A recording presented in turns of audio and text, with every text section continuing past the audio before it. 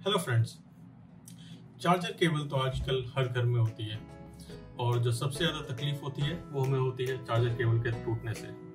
और अगर आपके पास आईफोन जैसी केबल है तो उसकी रिप्लेसमेंट तो काफ़ी महंगी पड़ सकती है।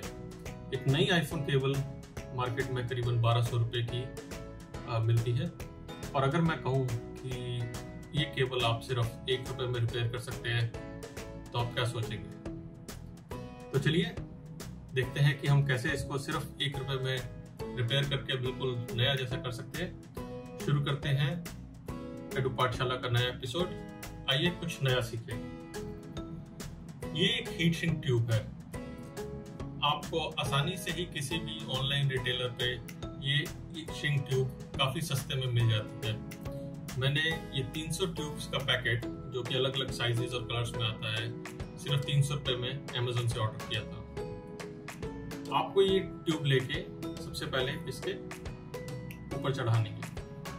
अगर आपको इसको चढ़ाने में दिक्कत आ रही हो, थोड़ी टाइट लगे, तो आप एक सीजर्स लेके इसको थोड़ा सा बड़ा भी कर सकते हैं। आपको थोड़े टाइम के लिए इसको होल्ड रखना पड़ेगा।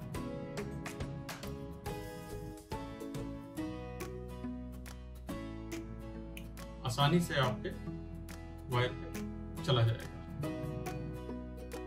तो ऐसे आप इसे धीरे धीरे इस वायर पर चढ़ा सकते हैं। इसको चढ़ाने के बाद आप किसी हीट गन या ड्रायर की मदद से भी इस वायर के हीट कर दीजिए।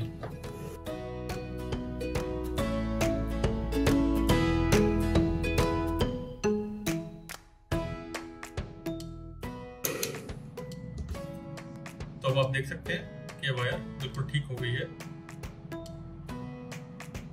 और अब इसमें कोई भी तोड़ नहीं नजर आ रहा। Thank you for watching edu पाठशाला। अगर वीडियो पसंद आई हो तो लाइक एंड सब्सक्राइब जरूर करें।